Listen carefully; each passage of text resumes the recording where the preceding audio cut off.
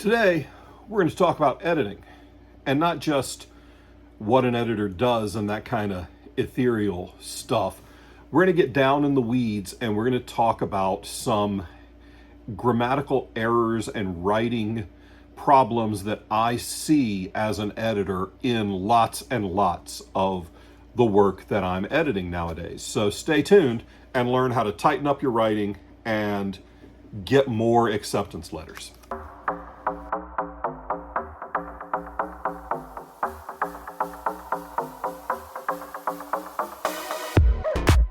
Hey there, welcome back to the channel, or welcome to the channel if it's your first time here. I hope you have a good time. Pull up a chair, stay a while. I'm John Hartness. I'm the founder and publisher of Falstaff Books, as well as the author of 40 plus novels, including Quincy Harker Demon Hunter, The Black Knight Chronicles, and Bubba the Monster Hunter. You can check out the link below in the description for how to buy all that kind of stuff off our Falstaff Books Shopify. Lately, I've been doing a lot of editing.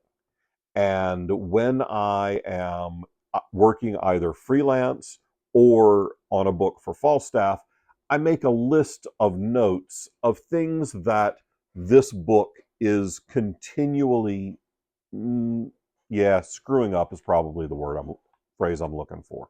So today I wanted to share some of these things with you for ways that you can tighten up your manuscript. And most of these are just straight up grammar issues that I'm seeing consistently in book over book. And yes, you can hire me to edit your manuscript. There's a link down below for how to do that. And I'm booked up for a couple of months, but who knows when you're watching this. So maybe I'll have plenty of time by the time in the future that you see this. In the future. Anyway, let's look at some of the most common grammatical challenges I see people having lately. Number one, capitalization of titles. Capitalization of titles is difficult, and there are a lot of titles, especially in fantasy or also military science fiction. So it's often difficult to keep track of when a title is capitalized. But the short answer is, if the title is behaving as though it's a proper noun, it is capitalized. If it is not behaving as though it's a proper noun, it is not capitalized. For example, hey, sheriff, draw. Sheriff is capitalized because you're using sheriff as a name. But somebody get the sheriff. There's a dude in the street wants to shoot him. The sheriff is not capitalized because it's not being used as a proper noun. It's just an improper noun? No. It's just a noun. I don't know the term for a not proper noun. For the purposes of this video, it's just going to be a noun, because that's funnier than improper noun. There are plenty of improper nouns out there. Those are the after 10 p.m. nouns. But the same goes for Queen. Queen Elizabeth is capitalized, but he tried to strangle the Queen. Queen is not capitalized. There are some very specific exceptions, and I'm not going to list them all here, but that's why we have the Chicago Manual of Style, so we can figure out the exceptions. But as a general rule, if it's not replacing a name, if it's just a noun, not a proper noun, it is not capitalized. If you apply this rule unilaterally to all of your writing, you will be probably 2/3 more correct than most of the stuff I've been editing lately.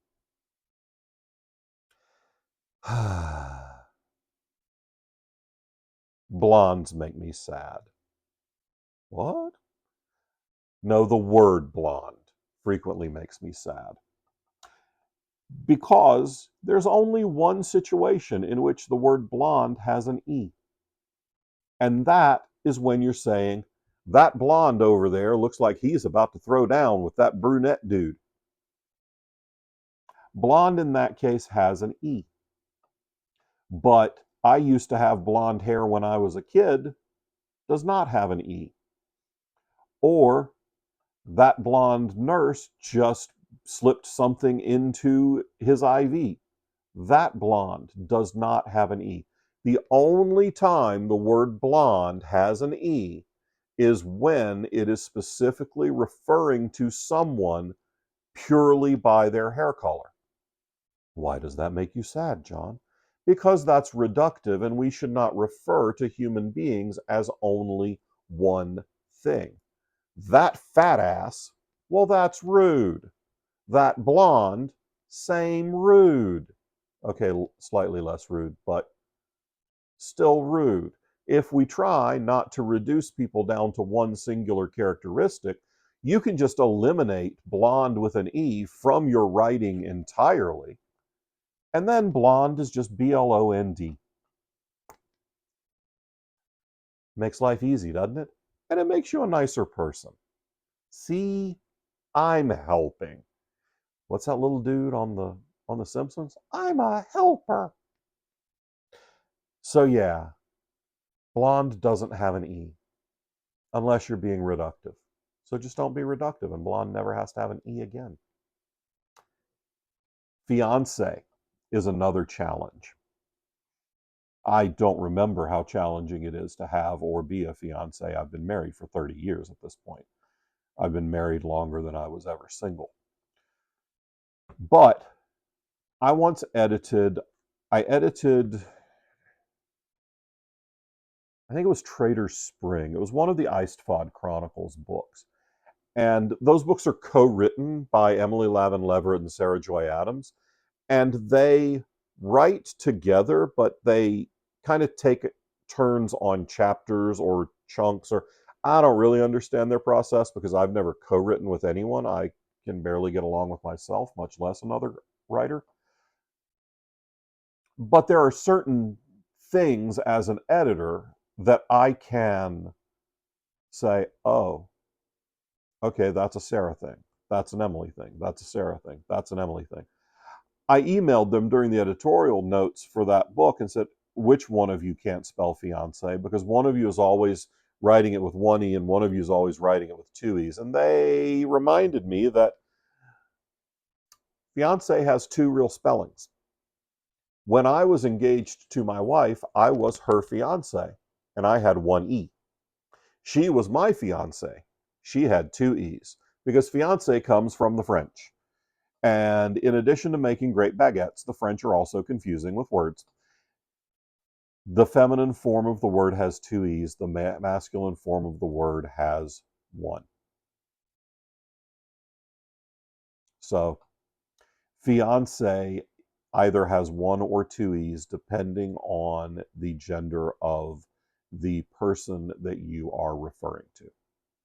I do not know what Chicago Manual of Style says about the spelling of fiance for non-binary or gender fluid characters. Someone look it up and tell me in the comments because now I'm really interested.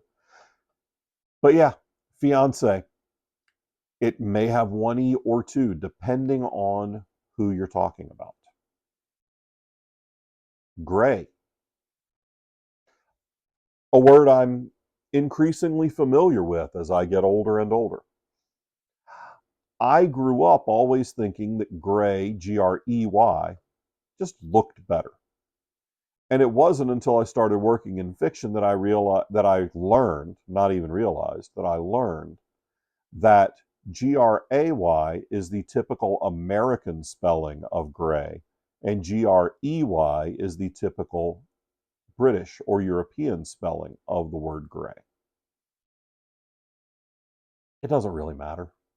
Just be consistent throughout your document.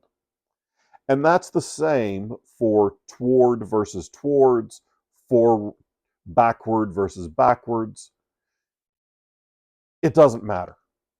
You can go towards something or you can go towards something. Just be consistent. And if you're working with a publisher, check their house style guide to determine what is correct. You can't go towards something in chapter 1, but then run backward in chapter 3. There's a slight prevalence in US grammar to cut the extra letters, but it really matters not a single bit.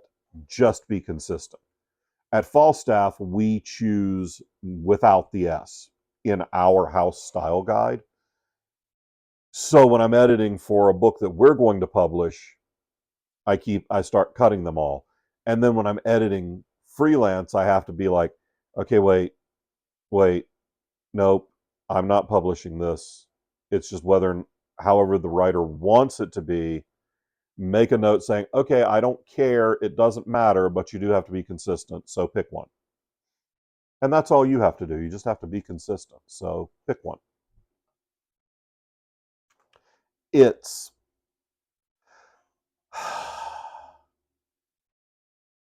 this isn't quite as eyeball bleeding as there. You know what I mean. There. But it does still kind of feel like I'm picking glass out of my eye every time I see it. It's, ITS, only has an apostrophe as a contraction of it is. Never as a possessive. Where's the tape? It's laying on the table, moron. You just put it there. Yeah, okay. The robot got its arm blown off. That part doesn't have an apostrophe ever. It's laying on the table has an apostrophe. So, real quick, real easy. If it's a contraction, it has an apostrophe. Otherwise, nothing. Misplaced modifiers. This is a whole thing. And this is all about clarity.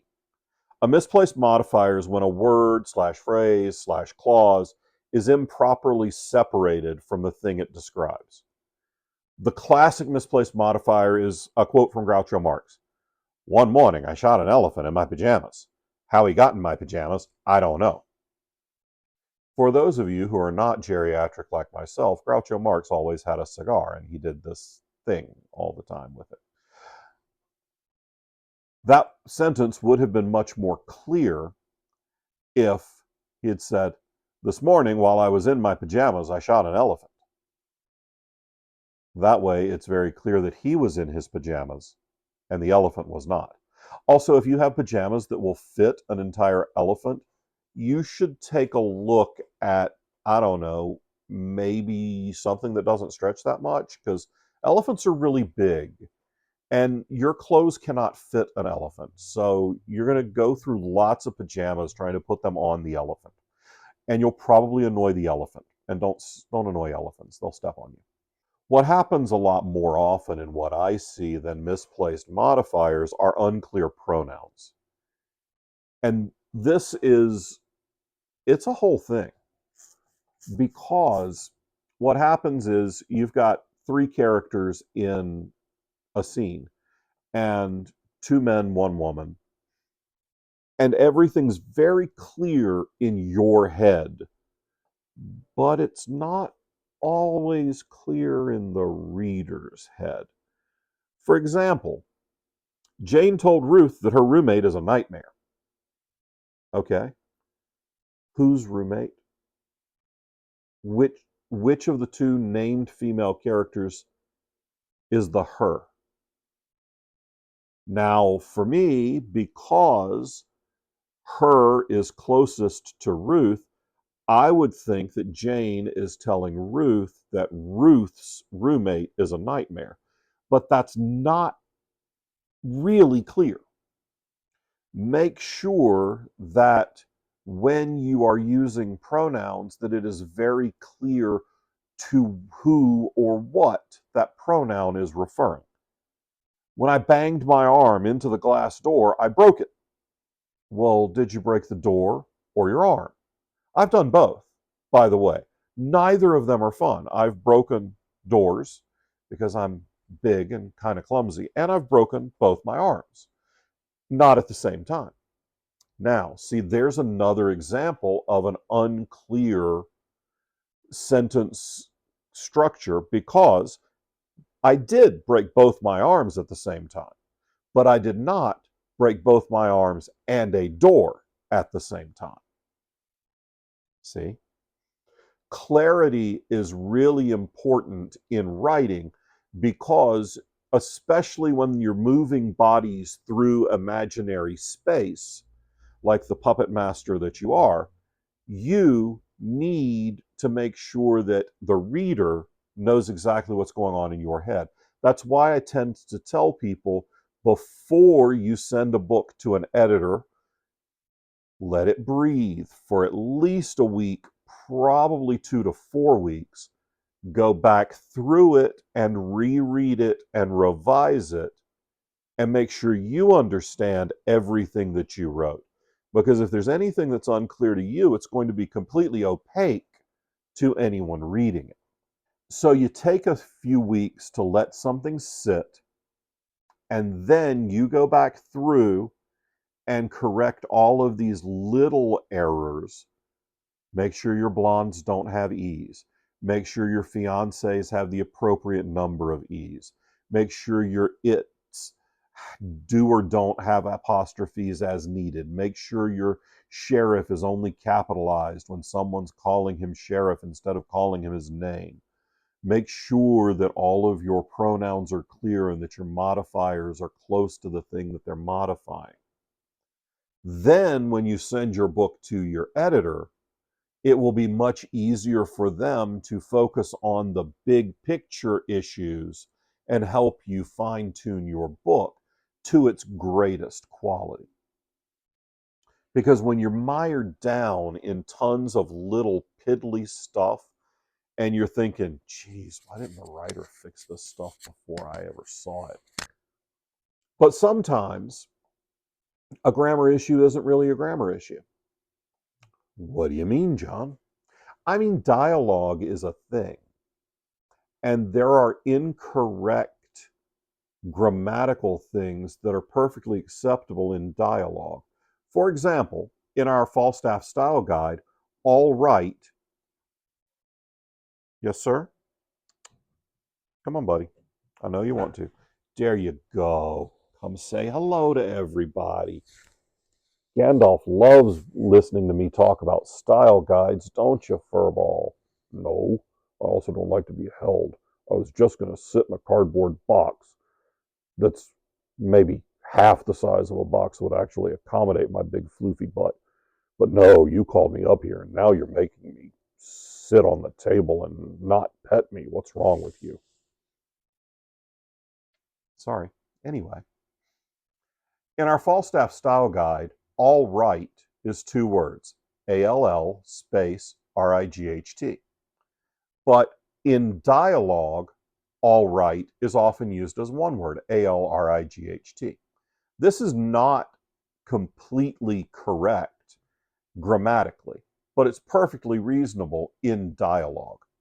And especially if you're writing in a dialect, it's frequent that you're going to have grammatical inconsistencies just because people don't talk perfectly. See, I didn't phrase that perfectly just then. That's how you can tell that while I have notes, it's not a full script. Just be careful when writing in dialect because too much of it and it starts to wear on the reader. Also, too much of a heavy dialect and your audiobook narrators may send you hate mail. Sorry, John. Sorry, buddy.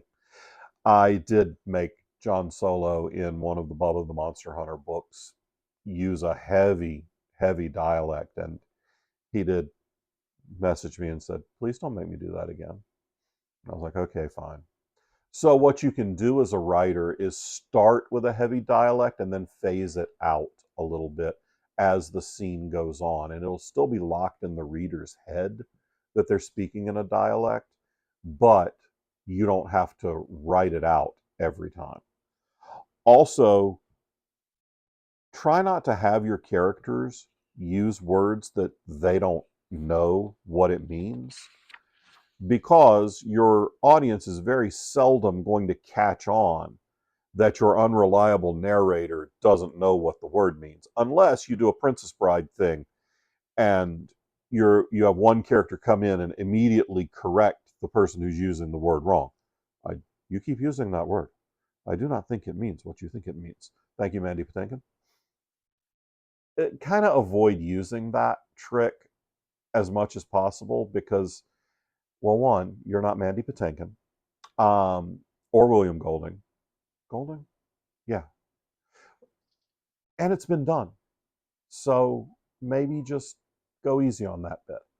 But yes, you can break lots of grammatical rules when you're working in dialogue. So, I'm sorry. That's about all I had for this. And there's a very distracting kitty right here. Here, let me see. So, oh, now he's leaving. There. So while I sit here and pet the kitty for a minute, I'm going to tell you guys that if you've stuck around this long, you should probably like, subscribe, and leave a comment to tell me what is one of your grammatical pet peeves.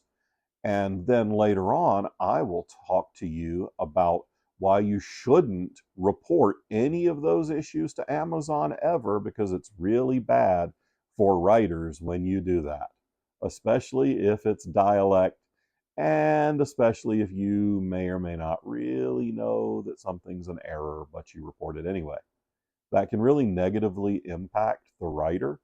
It's one thing if they're screwing stuff up all over the place, but it's another if it's just an error, a typo here and there, or if you're actually wrong and it's not an error.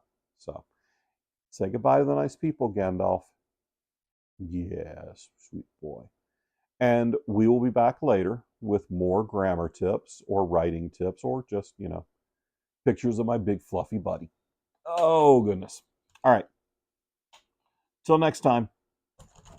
Thump. Thanks for stopping by. Be sure to like, subscribe, and leave a comment. And I got to give a quick shout out to our members who are listed right here on the screen. Thank you all for your support. And if you want to get these videos early and member shout outs like this, just click the join button down below. Bye. Come on, buddy. Say goodbye to the nice people. Bye. Whoa.